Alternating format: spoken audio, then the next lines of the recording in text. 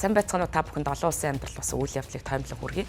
Оросын холбооны улсын ерөнхийлөгч Путин цөмсөг хэрэглэх шаардлага гарахгүй байна гэж найдаж байгаагаа мэдгдсэн байна. За тийм тэрээр энэхүү мэдээлэл хийхдээ Украины дайныг логик төгсгөл хүргэхэд бол Оросын холбооны улсад шаардлагатай хүч нөөц бий. Гэхдээ цөмсгийг ямар нэгэн байдлаар хэрэглэхгүй байхаа гэсэн ийм одоо найдлага тавьж байгаагаа нэм гарагт мэдээлсэн байна. За тэрээр төрийн телевизээр нэвтрүүлсэн нэгэн кинонд оролцож ярилцах үеэрээ энэхүү мэдээлэл хийсэн байна. За тухайн кинонд Орос Кремль Путин 25 жил нэртэй ийм кино гарсан юм байна. За энэхүү кинонд Путины 25 жилийн туршид Оросын төрийг одоо удирдсан тухай байдлыг бол кинонд харуулсан байна.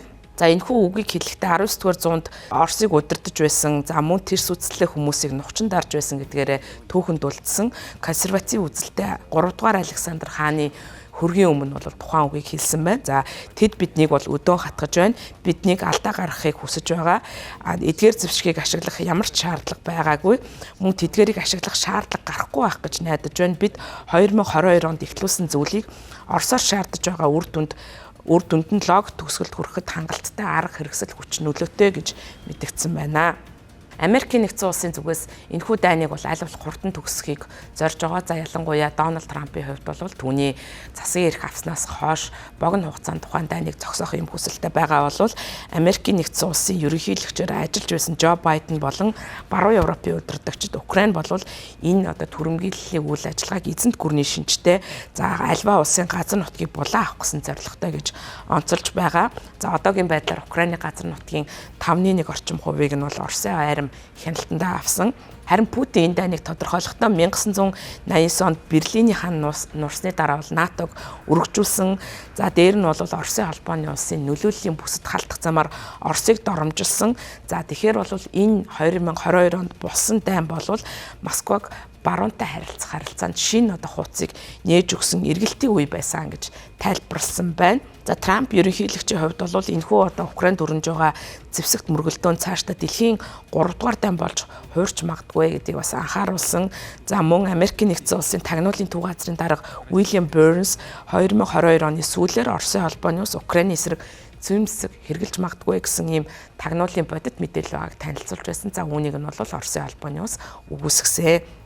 Энэхүү Орос Кремль Путин 25 жил гэдэг кинонд бол Путины засгийн эрхэнд байсан түүхэн замналыг үзүүлсэн байна. За Путиний хувьд КГБ-гийн дэд хурандаа байсан. За 1999 оны сүүлийн өдөр бол тухайн үед өвчтөй байсан Борис Ельцины ерөнхийлөгчийн суудлыг хүлээн авсан.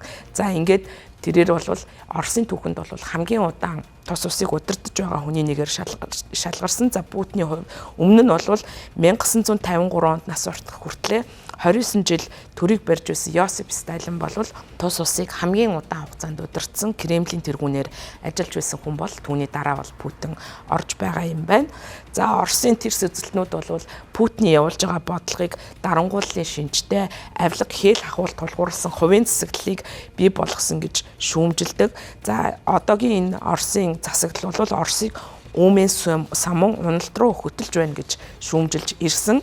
За харин Путинийг дэмждэг хүмүүс бол нилээдгүй их бий. За тухайлах юм бол Оросын холбооны улсад авсан санал асуулгаар тус санал асуулгын одоо оролцогчдын 85-аас дээш хувь нь бол Путинийг дэмждэг гэдгээ бардам илэрхийлж байсан. За тэдний хувьд бол Путиний явуулж байгаа бодлого гэдэг бол 1991 он зөвлөлт холбоот ус задарснаас хойш Путиний явуулж байгаа бодлогын үр дүнд Оросын холбооны улс иргэн одоо их гүрний статусаа олж авах ийм бодлогыг авчирсан. За өөрөөр хэлбэл Оросд бий болсон эмх замбраагүй байдлыг эцэссэн аврагч гэж дүгнж байгаа.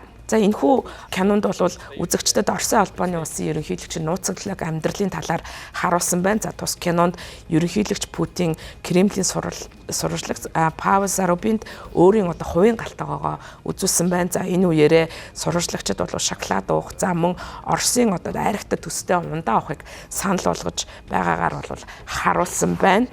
За тэгээд энэ үеэр бол Путин амьдралдаа бас залбирч байсан үеэ бол хэлсэн байна. За тэрээр бол 2002 онд Норт Остын одоо хэрэг явдлын үеэр Москвад бол энэ театрыг барьцаалсан. За энэ үеэр бол Чечений зэвсэг таачид барьцааны 130 гаруй хүн бол амь насанд нь хүрсэн ийм үйл явдал болсон. За тэр үеэр бол тухайн үедээ Путин өвдөг сөгдөж анх удаа бурхнаас аврал гуйж цөгцөөн гэдгээ бол мэдгдсэн. За тэрээр мөн ерөнхийлөгч ерхий сайдын албыг хассан 25 жилийн талаар би ямар нэгэн улс төрч гэж өөрийгөө боддгоо.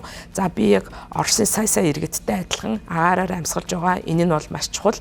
Энэ одоо миний засаглал аль болох удаан үргэлжлэхийг би бурхнаас хүсэж байгаа. За энэ засаглал цаашдаа ч гэсэн алга болохгүй байгааг бурхан бас хүсэж байгаа гэсэн ийм мэдээллийг хийсэн байна.